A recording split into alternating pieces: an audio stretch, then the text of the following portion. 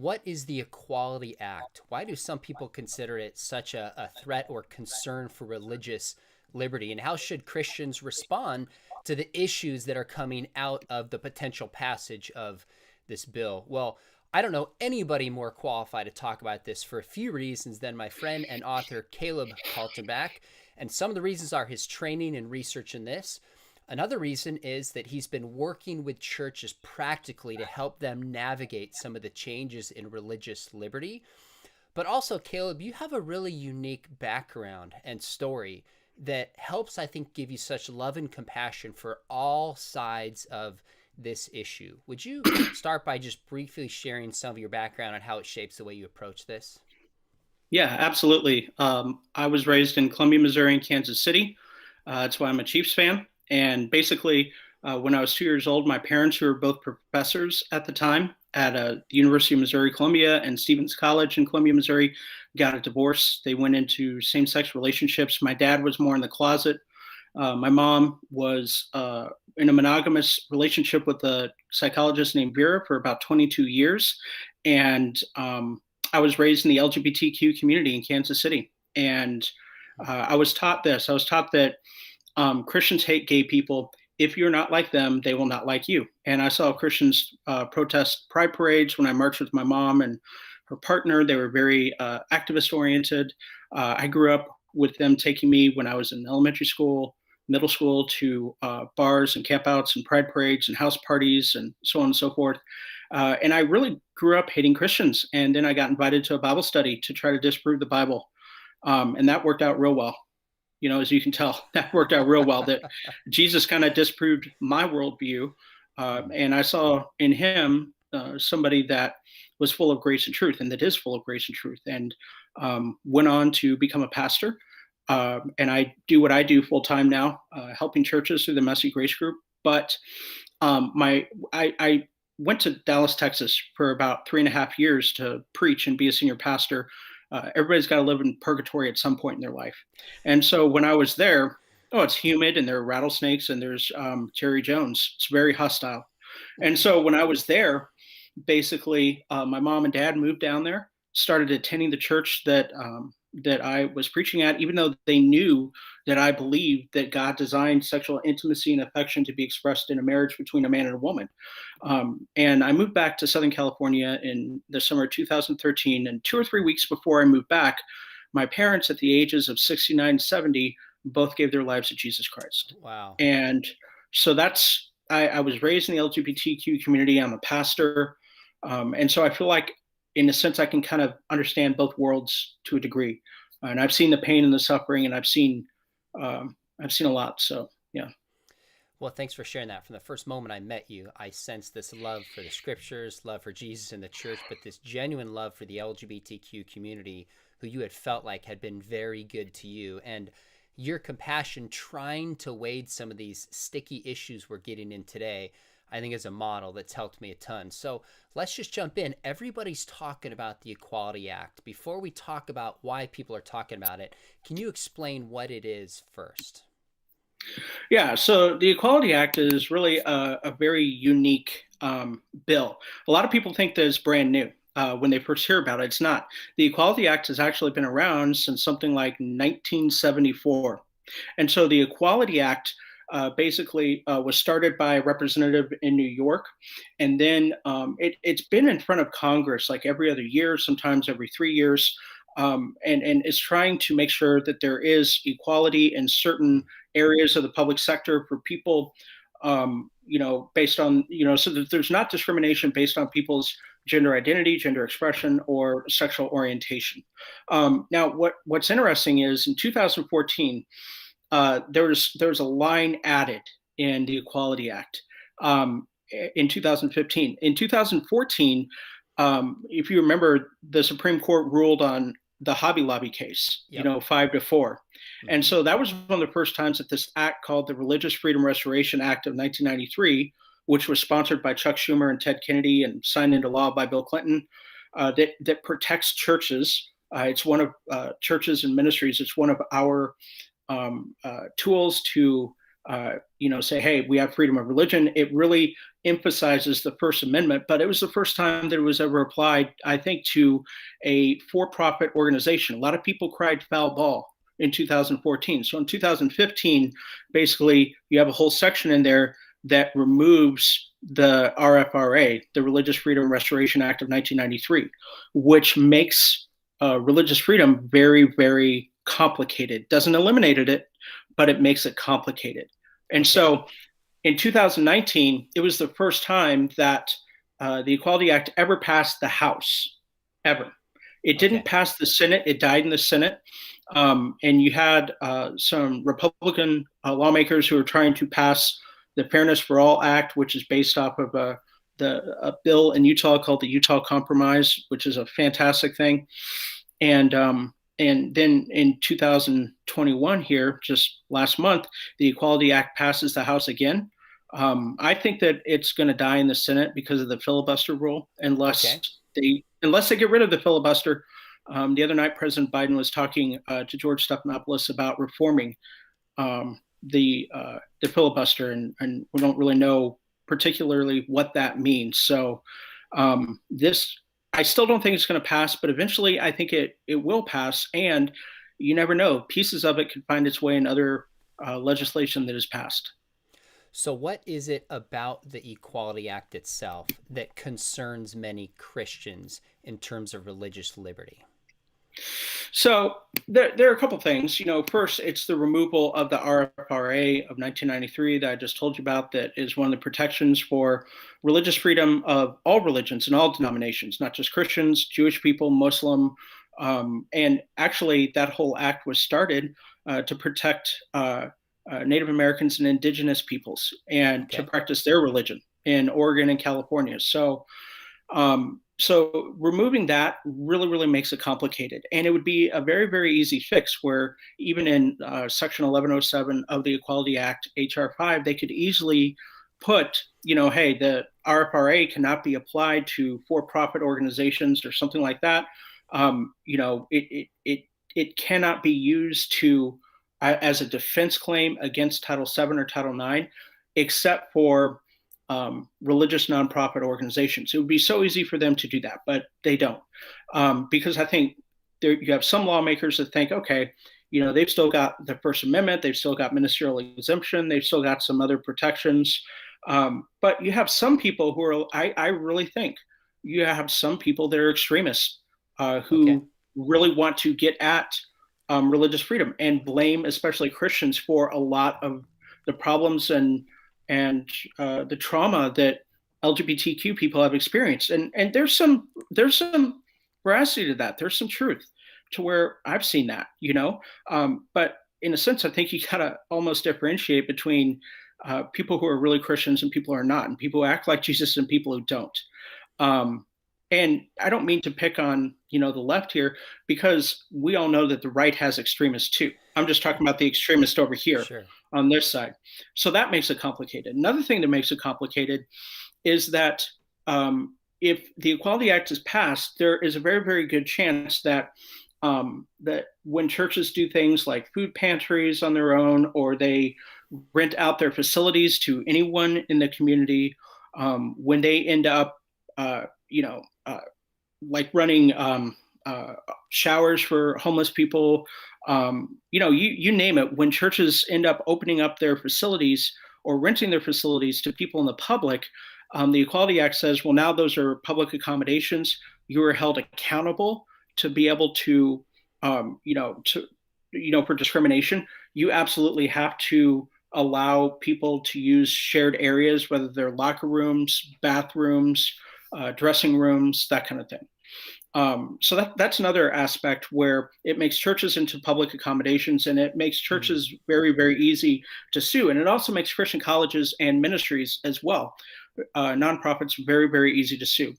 There's another thing that makes it extremely complex, and that is that it adds to the Civil Rights Act of 1964, Title VII, Title IX. It adds sexual orientation, gender identity as a further definition and understanding of what the word sex means in that act. And basically, if the Equality Act is passed, then people uh, who are, transgender women, transgender men, people who experience a misalignment between their gender identity and their biological sex. Uh-huh. If they feel like, they want to transition or they want to use another bathroom that's opposite sex from their biological sex that they were born with, they're allowed to under the Equality Act, and it's really illegal to stop that from happening. It could be considered bullying not to use somebody's Wow. pronouns. And here's the thing, with that is that, I think the whole pronoun thing, I think that's something that you really, got to think about. I don't necessarily think there's a right or a wrong answer. For me, Right. I'm willing to do almost anything short from sinning to try to win influence with somebody Hmm. to help them find Jesus Christ and make him their primary identity, their Sure. true identity, what they were created for. But so, I don't necessarily have a problem with that. What I have a problem with is kind of what Jordan Peterson had a problem with up in Canada, Yep. when he was forced and other people were forced to use pronouns. And if you don't, you can get in trouble. You could be accused of macroaggressions, bullying, that kind of thing. So there are good things. I want to say this real quick before we go on. There are good things because there are some states, counties, municipalities where LGBTQ individuals, based on their sexual orientation or their gender identity and how they relate or identify, it makes it very, very hard for them to be able to get home loans. It's very easy to Okay. discriminate against them. It's very easy to discriminate against them uh, when it comes to the credit system, getting credit cards. And honestly, I didn't even really know this, and I feel guilty and ashamed that I didn't know this. But there are some states and counties and municipalities where it's very, very easy for this to happen. LGBTQ individuals in some places can even be refused to serve on a jury because of their sexual orientation and gender identity. And I don't know about you, Sean, but jury duty is scary when you are sitting there Sure. with everybody else and you're like, these are the people that will decide if I get the chair or not. And they can't figure out how to use a lapel or a button and it just whatever. If I have to sit there and sweat all day and be uncomfortable, I want everybody in jury with me. Okay, Sure. regardless of your sexual orientation or your Right. gender Right. identity. So I do think that there are some needed things that the Equality Act does do in those three areas. Okay, so what about federal funds? Is this limited to just organizations that get federal funds? Does it include state funds, like, say, a Christian university like Biola, where I teach at? A lot of the money that Biola gets to operate is through the state, grants, loans, etc. Would it affect churches if they don't get state funds, but they get like a tax exempt status? How does that play in the reach of this act? Well, I think that it plays in the reach of this act by making it very, very easy. Once you've ended up, eliminating, federal funds for people for institutions that are not aligning with the new definitions and the new ideas set forth about gender identity and sexual orientation, Title IX. Now, all of a sudden, you have these organizations where they're not going to be able to get federal funds because it's like, how can you be out of line with the federal government and us give you money? That makes it easier for the state to be able to say, well, we're not going to give you funds either. Okay. That'll go to court. But then, I mean, the state can very easily pass a bill after the Equality Act saying, hey, let's just pass this on a state level to make sure it's good. A lot of states also, they get their money, their state money from the federal government too, and so maybe you could even make an argument there that, well, hey, this is kind of, we get this from here. You're not aligned. You're not going to be able to receive federal funds. So that makes it extremely, extremely difficult. And again, I'm Mm, talking more about religious organizations than I am about for-profit organizations, because for-profit organizations are right. already held accountable by Title VII. Yep. Um, Another thing I want to point out real quick is, and we've seen this in history, we've seen this all over the news, that now you have an increasing number of transgender women who are competing on women's sports teams. Hmm. And I mean, there's story after story about transgender women winning competitions. And I understand that some people will call me bigoted for saying this, so forgive me. I understand the sense when people say gender, they're referring to social constructs and Yep. roles and so on and so forth. But you are still playing on a team, that was just for biological women, which is actually one of the reasons why Title IX was even created, to be able to create space for women to be able to compete, biological women, fairly amongst each other and so on and so forth. You're able to, do that. And now you have transgender women who are competing, and Christian colleges will not really be able to do very much about it. Public, I mean, obviously a lot of other schools that are for-profit schools, or if they're not religious, they're not going to be able to do much about it either. A lot of those changes are already happening. And dude, what we're going to see if this passes, or whenever it does pass, dude, we're going to see lawsuit after lawsuit. And Gotcha. it's eventually going to it's eventually going to reach the Supreme Court. So this ruling would trump all other state rulings and those really that have gone before laws in terms of the intersection of religious freedom and LGBTQ rights. I mean, would this be kind of an umbrella term that would just bring it all into, and again, trump earlier laws? Is that how significant this is? Yeah, I think it is. Think about when, it's legislation. It's, for the federal government.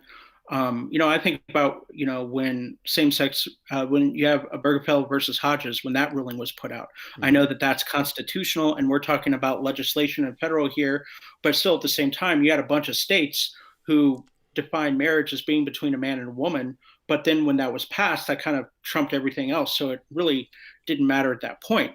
I don't Right. know exactly how that plays out in the same way with legislation and when the president signs something, but I got to think that it's similar. And if it's not similar, there are going to be a lot of states that go ahead and pass it. And, when states go up against the federal government, it doesn't always go that well. That's true. So let me ask you to take both sides here. I'm guessing probably most of my viewers are Christians.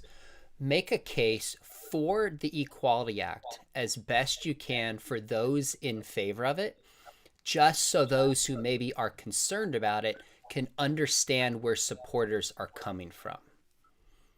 Absolutely. Imagine growing up your whole life, and imagine feeling ambiguity and misalignment between your birth sex and your sense of gender identity.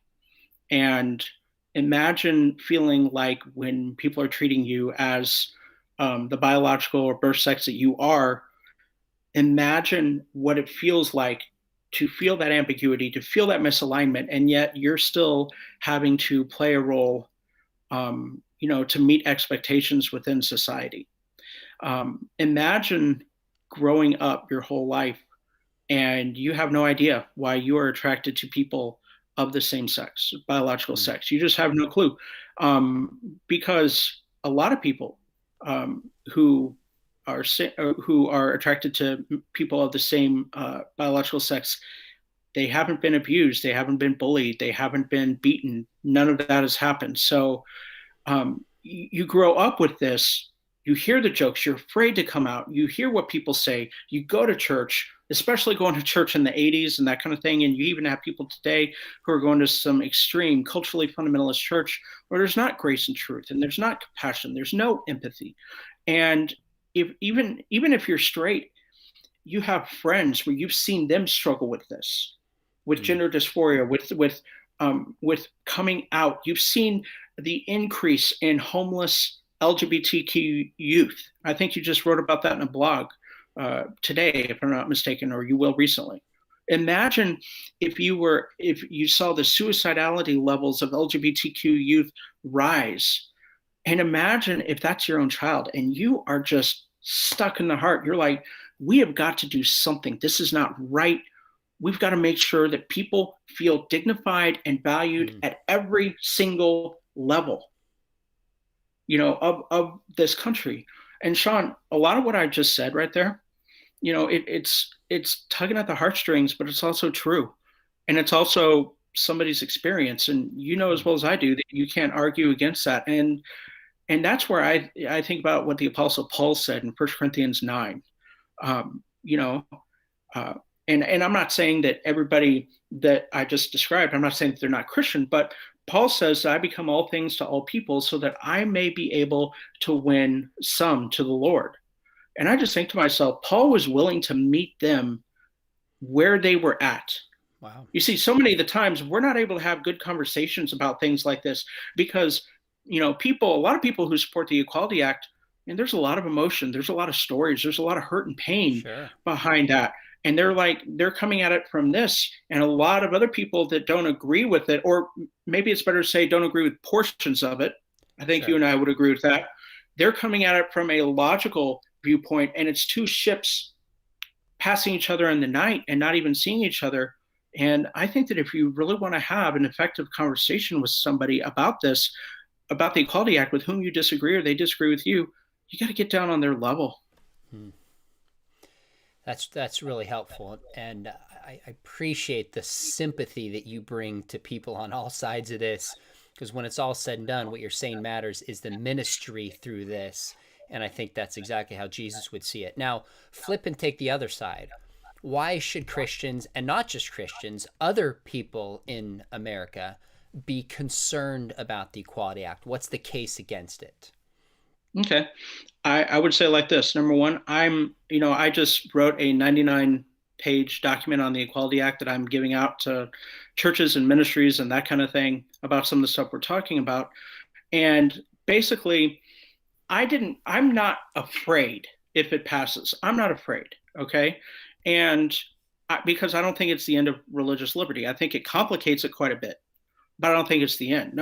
And also, we haven't reached persecution in this country. There's a lot of unfairness, maybe some mild discrimination towards Christians, but if there ever is persecution, the church grows in persecutions.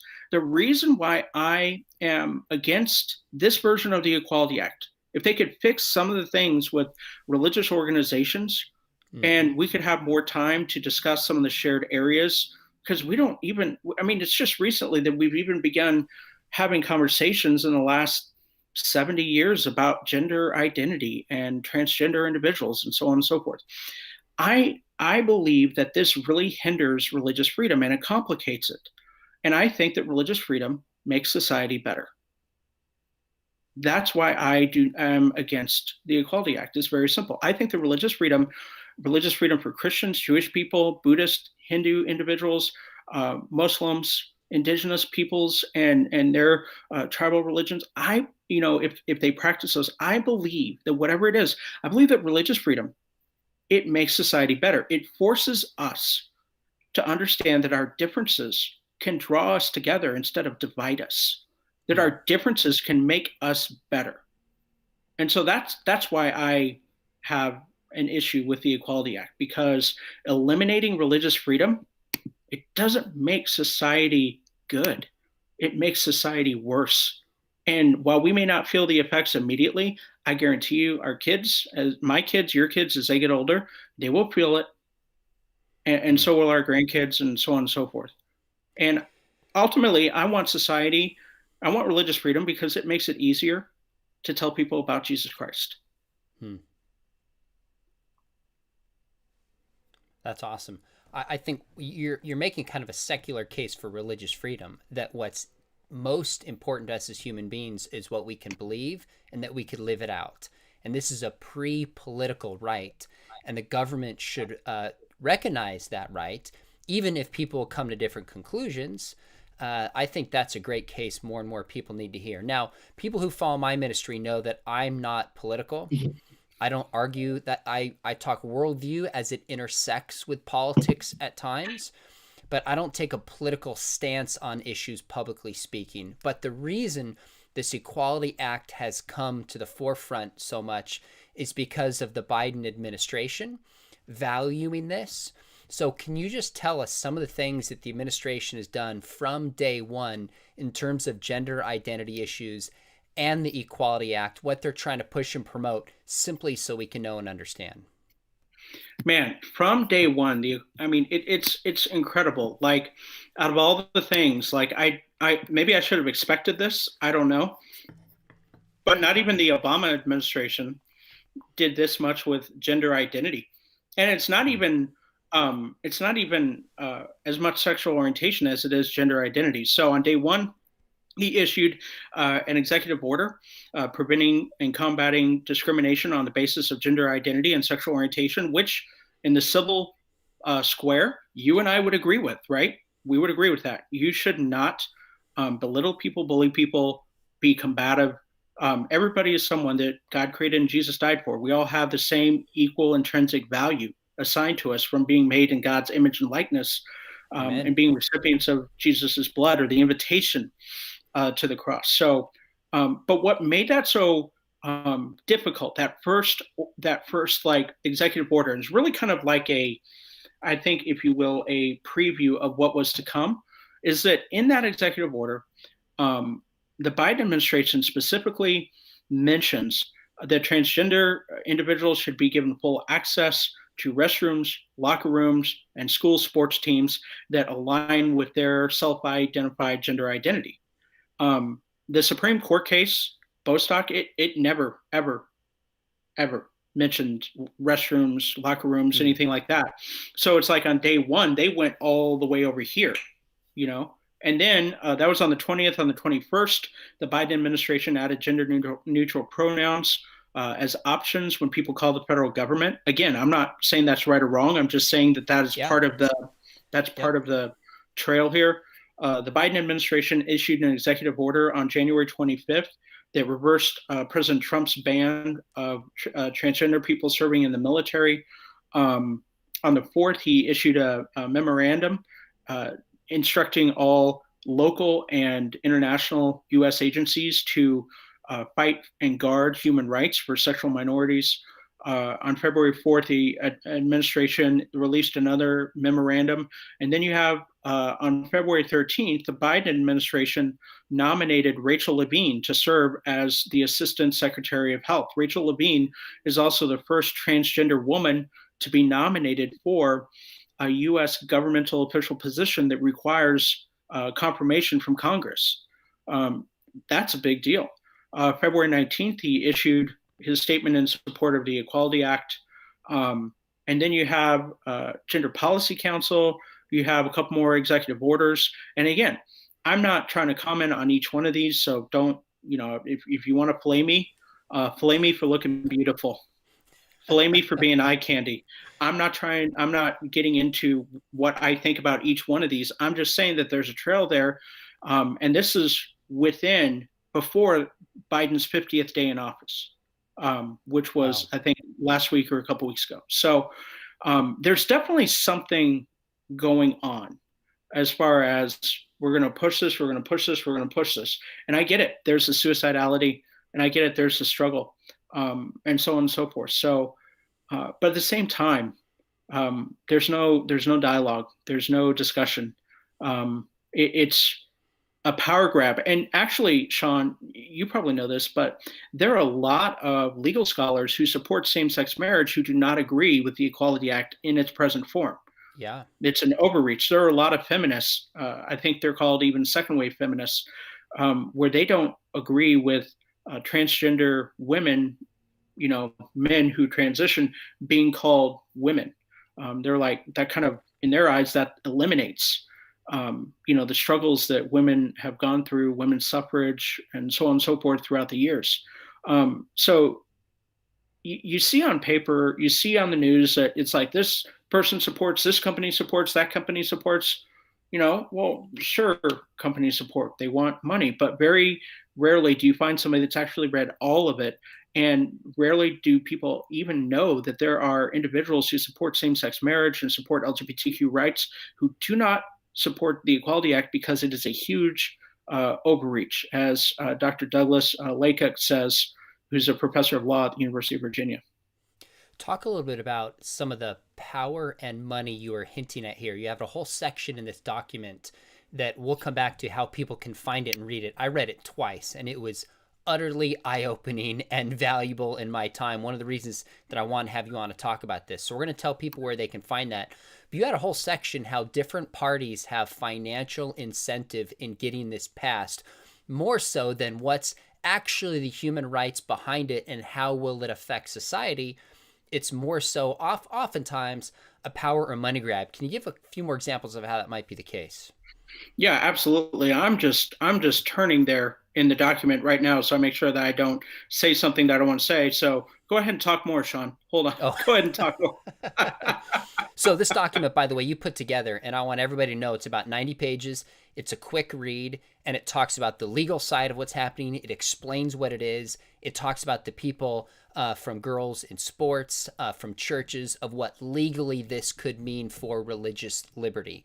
But this section that we're talking about jumped out to me is I hadn't really thought behind the scenes what some of the motivation could be for so many different parties to push this, who, like you said, haven't even taken the time to read the bill. Talk Yeah. about that. Yeah, I found it right here. Thank you so much. I did find it right here. It's when it's 99 pages, it's you're kicking yourself later on. So I apologize ahead of time. What's really, really interesting is both times, both in 2019 and then last month when the Equality Act passed, you had mainly House Democrats. I think three Republicans in the House voted for it. I think there were only three this year. I can't remember how many there were in 2019. But you have all the Democrats who are lined up and they have this bill and they're just clapping and they're excited and, hey, we passed this. We care about LGBTQ rights. And part of me is like, do you really? Because, that's not going to pass in its present form. It's like the fairness for all kind of takes away everything that might trouble you and I, and really leave and even give some exemptions for smaller for-profit business owners, depending on how many employees you have. I think so. That was the 2019 version. I'm not sure about the 2021 version, but they're saying it to the Senate. They know it's not going to pass. They know that. Okay, they know about the filibuster, and they know that it's difficult for the filibuster to be reformed. And even if the filibuster is reformed, there are still other ways that this can get tripped up in the Senate. There's a lot that goes into passing a bill, as I'm sure you probably remember from high school, elementary age, or whatever, a lot that goes in there, right? And I was referring to the song that everybody sang. But so basically, they're sending this, and it's kind of like, I'm thinking, if you really cared about the LGBTQ community, you would actually create a bill and you would do something like the Utah Compromise back in 2015, when you have that the Fairness for All Act is based off of. And if you don't know what the Utah Compromise is, back in 2015, you have people who are representatives of the LGBTQ community. You have feminists, you have Mormons, you have Christians who all get together and they're like, we need to figure out how to create equal rights for all of us, and yet at the same time guard religious freedom and respect theological convictions. And they were able to do it. They created a bill that everybody was happy with. LGBTQ activists were happy with it. Wow. I mean, of course, you're always going to have some people who go, sure. Yeah. But dude, they were happy with it. They were excited. And you look at that, you're like, why can't that be a model? Because everybody pushed aside their pride. They're like, look, the most important thing is bringing down the suicidality.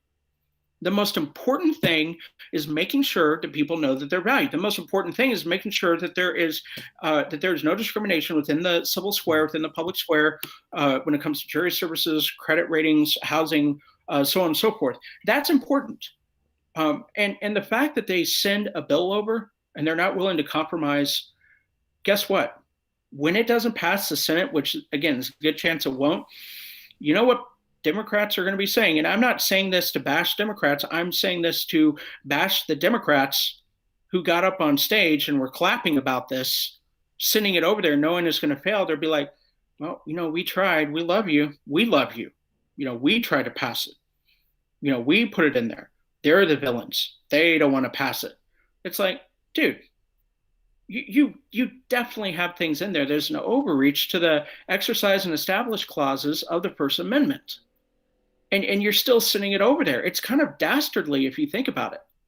And the other thing is gender identity, and the trans movement. Again, I know people have gender dysphoria. I have friends who Sure. are transgender women and men. I love them, and I'm not talking about them here. But dude, the suicidality of LGBTQ youth is staggering, and even the suicidality of individuals, and even the attempted suicides of individuals after they get the gender reassignment surgery. It's like, wow, really?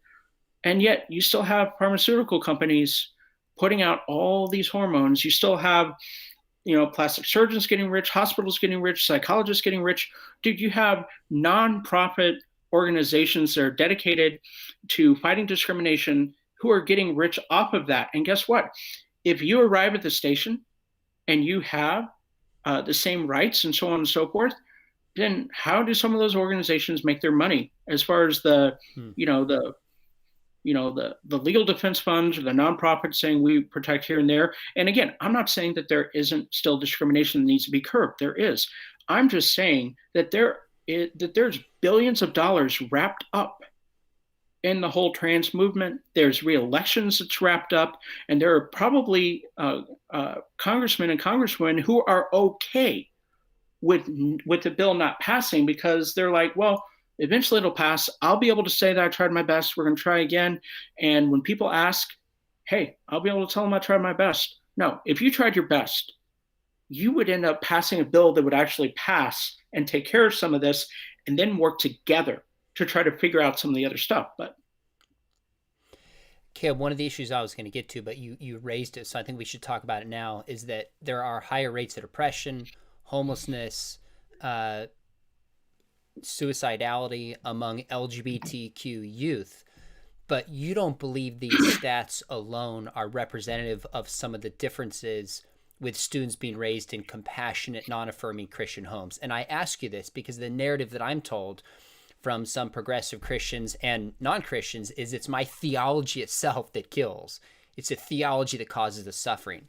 Sounds like you're saying that's too simplistic. And even when there's theological differences, when there's love and care, you don't see the same level of emotional hurt. Is that fair? Would you add anything to that? that's very fair.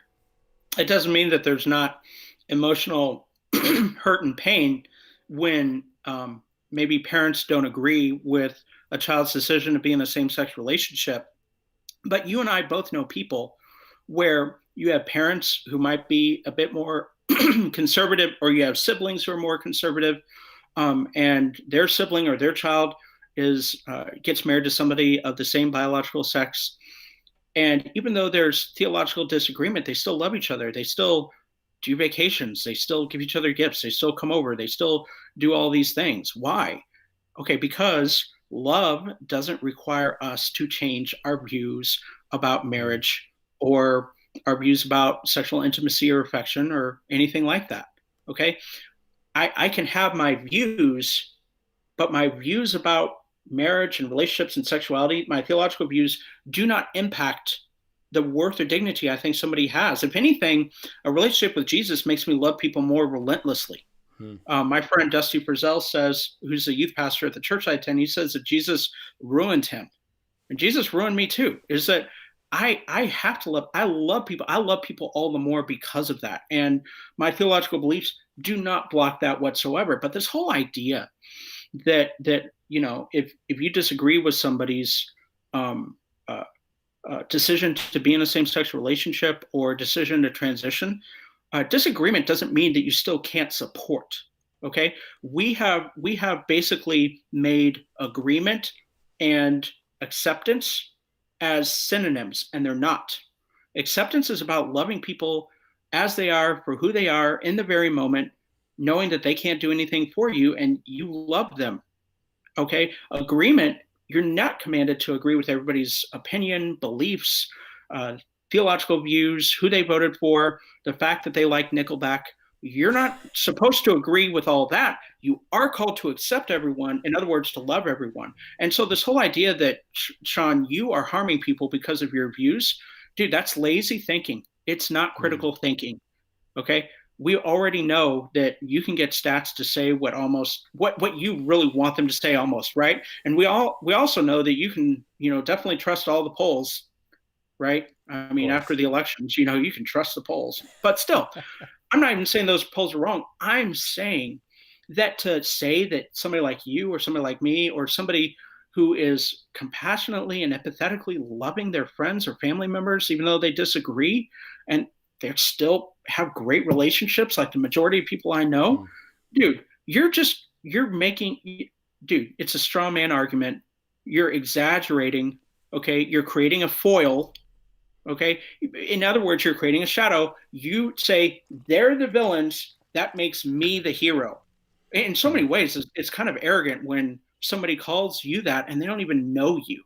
They're like, well, just because of the stats that I read or just because of this person's book, I know that the fact that you even hold that belief, that is somebody that's operating on, I think personally, an extreme amount of emotion.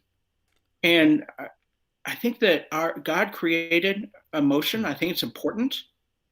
I think that our logic is important, and I think uh, that things work better when our logic and our emotions align There you and they go. work in tandem. I mean, isn't that what Jesus did? I agree. I think you're right. Hey And so Phil, that and so it's lazy thinking.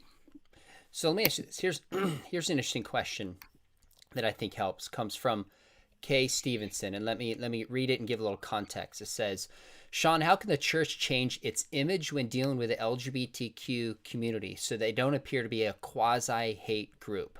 And let me frame it more specifically.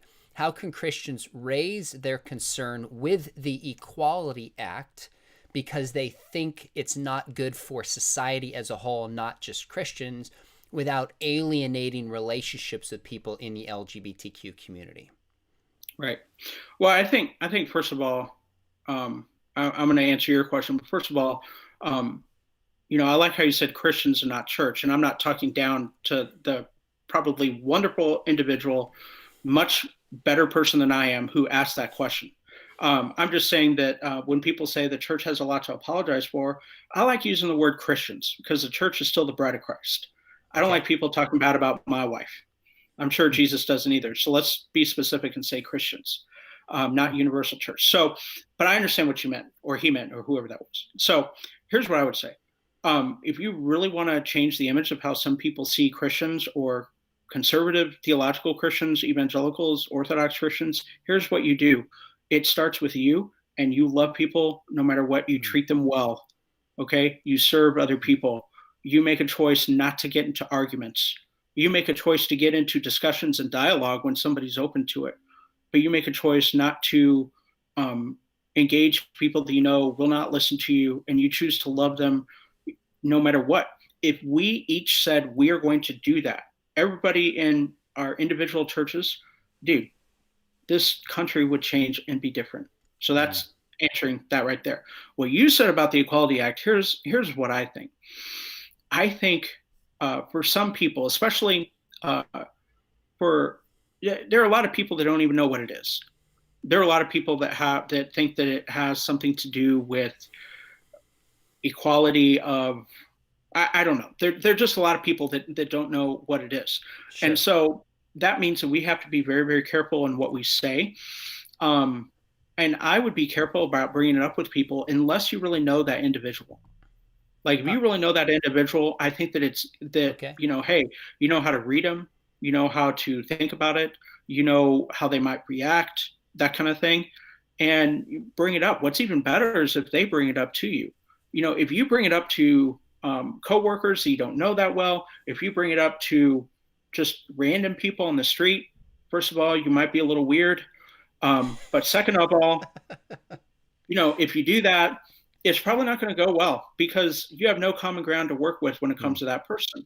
And again, I'm not talking bad about street preaching, but this is not preaching. This is talking about a movement within our society, within our public square. And so I think it's better if they bring it up to you. And I think there are a few things you can do to kind of lessen. First of all, ask them what they think about it. and Good. listen. Good. And when you ask them, and when you're listening, um, you know, uh, say, why do you think that? What has been your experience? If you know that they're heterosexual, you can ask, do you have family and friends who are transgender individuals, or gay men or lesbians or bisexual individuals who have experienced hurt? Tell me more about that. You can say, what do you think the most important things, the most important things about the Equality Act are? I've found that some of the times when you don't know what to say, asking questions is actually a really good thing. I Amen. think that I found that when people are upset with me, they are usually about 3 or 4 questions away from really telling me what's going on, Huh. because usually people aren't upset about what they're upset about. So Hmm. in this case, I think asking questions, it's very empathetic. It makes people drop their guard because this is already a very big lightning rod divisive issue, right? And so asking questions, listening to them, asking about their experience, and then let them say, well, what do you think about it? And say, you know what, I agree with what you said here, here, and here. And I'm sorry that you experienced that. Hmm. I'm sorry that your family member or your friend experienced that. I agree with there are things in the Equality Act I agree with, things that I don't agree with because of my theological, convictions, because my faith, is how it limits, religions, and not just, religions for Christians. This is not a Christian thing. It is an everybody thing.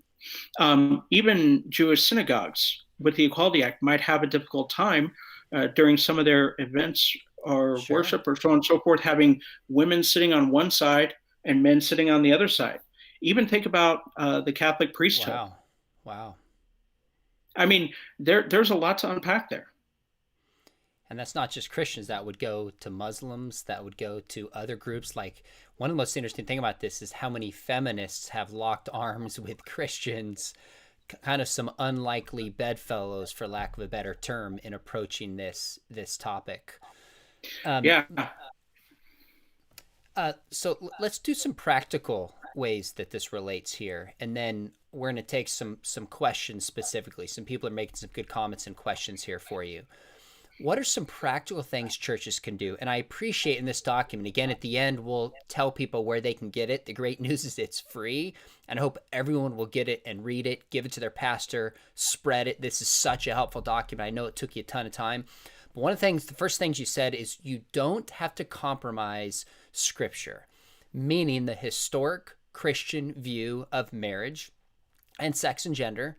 We don't have to compromise. In other words, not be faithful to what we believe scripture teaches. Why do you start there as a point? And then let's talk about some practical things churches can do.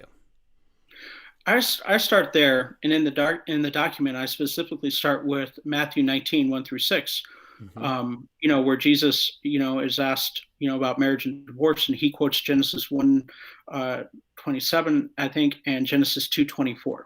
Yeah. And he said, have you not heard in the beginning, God created them male and female, and for this reason, man will leave his mom and dad, be united with his wife, and the two will become one. And so many people will say things like, well, Jesus never talked about homosexuality. Well, okay, that's fair. Jesus didn't talk about a lot of things. He didn't talk about insider trading. He didn't talk about marijuana. Let's go down the list. Okay. He didn't talk about the catastrophe the Last Jedi is. There are tons of things that Jesus did not talk about on a regular basis. Okay. But guess what? Jesus did talk about marriage, and Jesus affirmed marriage between a man and a woman. Okay. And when the Pharisees wanted to talk about modern day interpretations of scripture, Jesus said, no, let's go back to what God says in the very That's right. beginning, That's right. because you're missing that. You're so caught up in what you think and what you feel, what you interpret in this moment, that you are forgetting what God has said. And we need to go back to the beginning and see what God has said. Now, there are some people, and you've had to deal with these arguments uh, more than I have, but we both have, where people say, well, in Jesus's day, he and Paul had no concept of Sure. monogamous, loving same-sex relationships.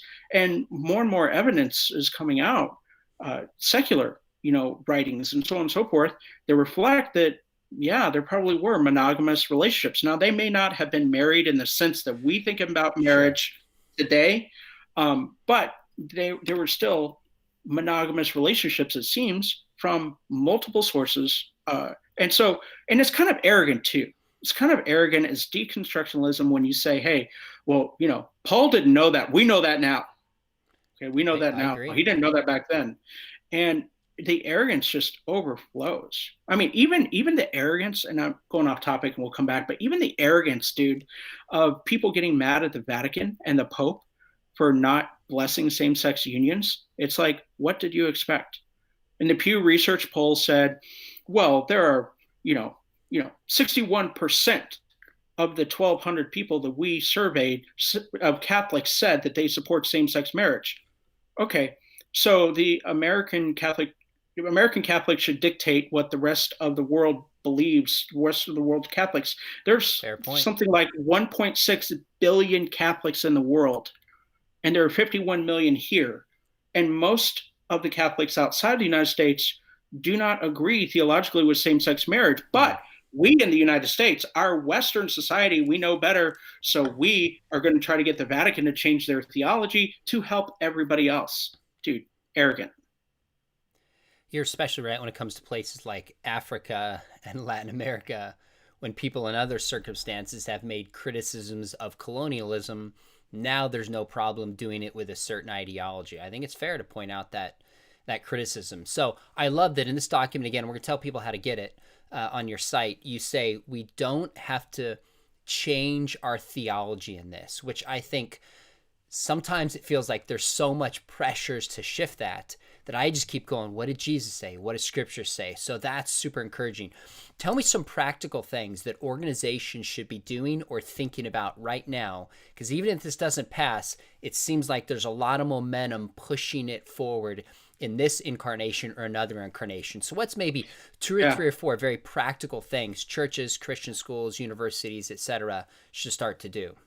Or even in state incarnations and state legislation that may be passed, soon. So especially if the Equality Act doesn't pass. So there are a couple of things. Number one, religious nonprofit organizations, Christian schools, colleges, seminaries, churches, and ministries need to understand and stay updated on ministerial exemption.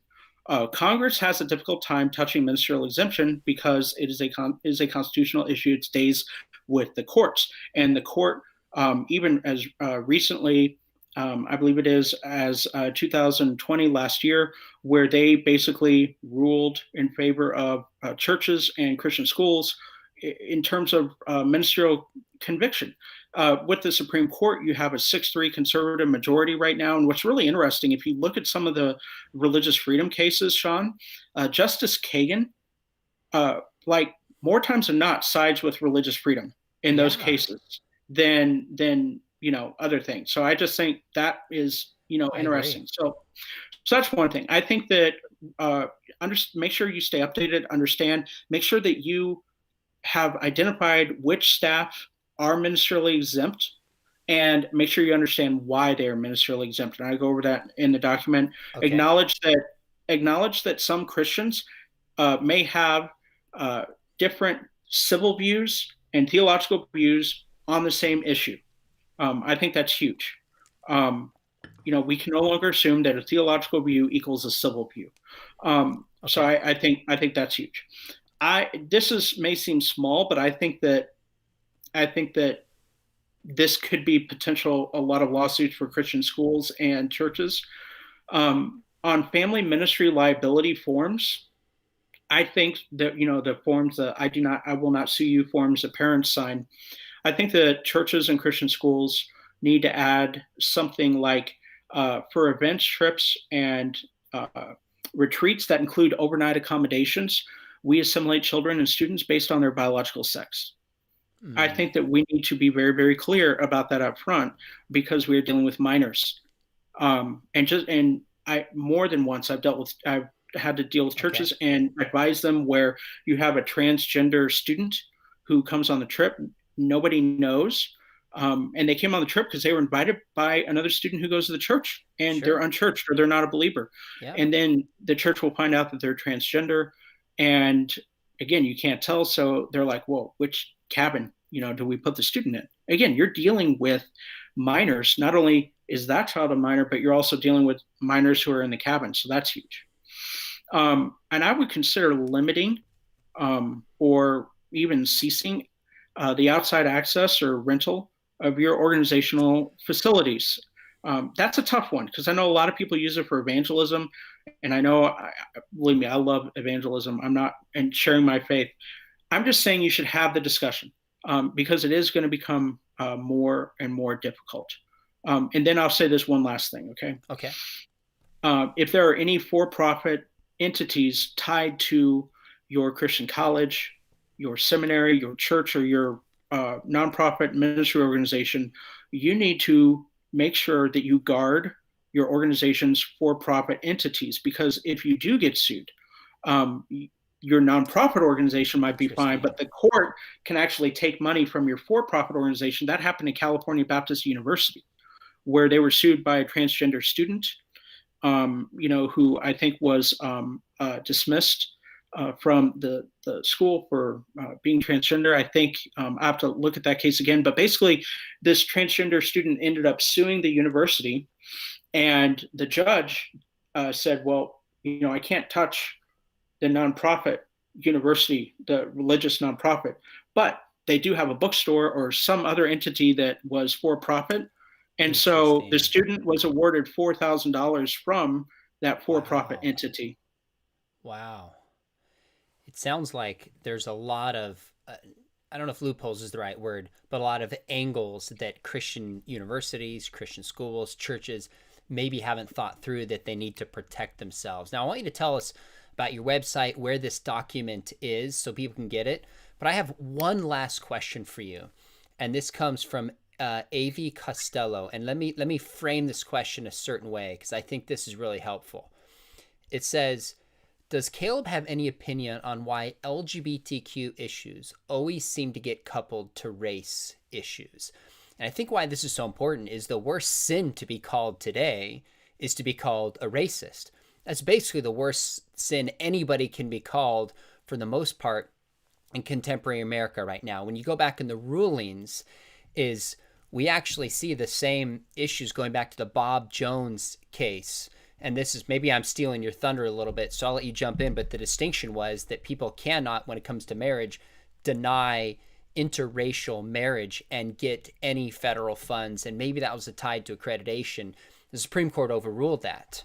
So now we're seeing the same thing because the arguments are made that gender identity or sexual orientation are akin to race. So your thoughts, your analysis on that, or do you disagree with something I just said? No, I'd say a couple things. First of all, I do think that they get coupled together because of discrimination, and the feeling of discrimination and the way that some LGBTQ people have been treated, not just by Christians, but by atheists, by humans. Humans are jerks in general, right? We have this thing called sin. And so I really think that that's one of the reasons why they get coupled together. There's some more that people say within critical race theory and even the critical theory that we don't have time to get into today. But two things about that. So number one, I don't think that they are the same at all. And I think that even the Bob Jones case is very, very different. And I'll tell you why. Okay, because number one, the good thing is we have a court system that does not want to interpret theology. That's a good thing. Okay. Recently, I don't know if you read the ruling in the Fuller Seminary case, where Fuller Seminary won their case. Mm-hmm. The judge, in so many words, in the ruling said that courts should not go trolling around in seminary and Christian colleges' doctrinal statements and community values. And I'm like, oh, that was a California judge. It's like, yeah, how about that right there? And I think he's absolutely right. And so I think it's very, very hard to make a theological case against interracial marriage. It's extremely hard, especially when you look at Jesus's background, right? And I know my screen's doing all kind of weird things, but especially when you look at Jesus's background, Like you look at his genealogy, man, he has Gentile blood in there. He's got Rahab in there. He's got Manasseh in there. That's Okay. right. But you can make a theological argument for opposite sex marriage. Very much so. The male female thread throughout the Old and New Testament. It's very, very different. And I don't think that a lot of courts want to get into that, even though it is tied to the Constitution and the federal government. So I think that's part of the reason why that makes it so sticky. William Webb wrote a great book on this, right, Sean? Yep. And then I'll say there's one last thing with it. I think that one of the reasons why there's a big difference between LGBTQ individuals and the oppression and murder and racism that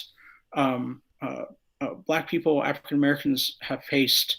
I think one of the big differences is that there's a shared experience that goes back hundreds of years, back to the evil, dastardly start of the transatlantic slave trade, and even before then, where Black people have been treated horribly and murdered and killed and treated like cattle, and then this country starts and same thing happens over here. And the struggle, for abolition, the struggle for equal rights, the continued struggle against racism in our country today, that is a shared experience that goes back hundreds of years. And I don't think there's that centralized shared experience for American LGBTQ individuals. I'm not saying that there isn't a shared experience. There is. Sexual minority is one of them, but not to the same depth and degree. I don't know if that's fair. I don't know if that's true. Sure. Well, obviously, I think it's probably true because I said it. At least I do now. But and I understand there are African American individuals who are gay and lesbian and transgender. There are Latinos, Latinas, Asian American, Sure. Pacific Islanders, so on and so forth. So I get that, but there's definitely a shared experience. That makes sense. So, Caleb, let me Yeah. ask you this because we're wrapping up in time. This document you wrote, 90 some pages. Again, I read it twice. Super helpful, practically, theologically, and legally with what's going on with the Equality Act. I want everybody who's watching this live or later to get a copy of it, forward it to your pastor. I sent it to the Christian school where I teach at part-time, not Biola, but a private Christian school. I sent it to the head of schools just so he could use that. This document needs to get in a lot of people's hands. Where can they find it? Okay, so you can find it in two places. It's not up right now. It will be later on today because I'm still correcting some of the grammar and run-on sentences and typos, which I have to because my parents are English professors. So if you go to my website, maybe Sean can maybe put this in a description later on or something like that. Okay. CalebKaltenbach.com and messygracegroup.org. CalebKaltenbach.com just tells a little bit more about me. messygracegroup.org talks about some of the work that I do with churches. Later on tonight or tomorrow morning, it will be available where you can download it on both of those websites. CalebKaltenbach.com, messygracegroup.org. So check tonight, check tomorrow morning. Perfect. Maybe someone could write those in the comments right now too to help out as well for others. That's great. How else can people follow your ministry? Twitter, speaking. Tell us a little bit about what we're doing so people can follow you. Yeah, so you can go to my website and websites and see what's going on.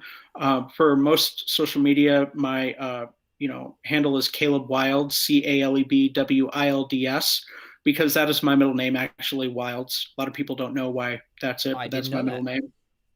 Caleb Wilds. I'm not just being weird. That is my middle name. But so I mean, those are good ways to follow me. And what I really try to do is I try to come alongside ministries and churches, but it's ministries and Christian schools and seminaries. I'm working with a couple of Christian universities that you even read some of the stuff that I've done with one of the universities, Sean. Yep. But I especially come alongside churches and I help them to develop internal systems and processes that will honor their theological convictions and values, but also create room for LGBTQ people to attend and to hear the gospel. Because here's the thing, people find and follow Jesus better in community, not in isolation, which is what my next book, Messy Truth, is all about. Releases in August. So I want to encourage everybody watching, listening to this, to go to your website and get the document. It'll be on later today, calebkaltenbach.com. Read it, pass it on to other people, especially heads of Christian organizations, so they can have this information. And by the way, if you work with an organization or know one and you feel like we don't know how to navigate these waters, this is exactly what Caleb does. He was a pastor full-time, he's an author, but goes and works with Christian organizations how to stay faithful to their Christian convictions, but be loving to the LGBTQ community, and just navigate some of the tricky legal issues taking place today too. So your ability and willingness to come and consult and work with organizations is awesome. We appreciate that. Hey, by the way, those of you watching this, you've noticed we've been talking about some kind of controversial topics recently. So Wednesday coming up, I will be bringing on one of the leading Christian ethicists in the world, Scott Ray, who's a colleague of mine at Talbot. He's actually my co-host for the Think Biblically podcast. And we'll be talking about vaccines, right or wrong. What should Christians think about this? And he has written huge textbooks on business ethics, moral ethics, and is literally, no exaggeration to say, one of the leading Christian ethicists in our country, and I would say even beyond. So make sure you hit subscribe. Make sure you hit the notification button. We also have Nancy Piercy coming in next week to do one of our behind-the-scenes interviews about the people, books, and experiences that benefit, that have just shaped who she is. So you won't want to miss those. And of course, this channel is brought to you by Biola Apologetics, Talbot School of Theology. If you've ever thought about getting a master's in apologetics, we would love to help train you. And you may not know this. Oh, there's your Biola hack, because you went there. You did your MDiv. That's when we met. Well, I did my MA. I'm a Talbot grad. Your MA, that's right. Your MA. But we are now officially in our apologetics program fully online and distance. So we have students from all around the world, just about every continent except Antarctica, as far as I know, we're close to it. So we would love to have you join us if you've thought about doing it. Description is below. Caleb, hang on. I want to say goodbye, but everybody, thank you for tuning in, for great questions and great discussion as well. So God bless everybody.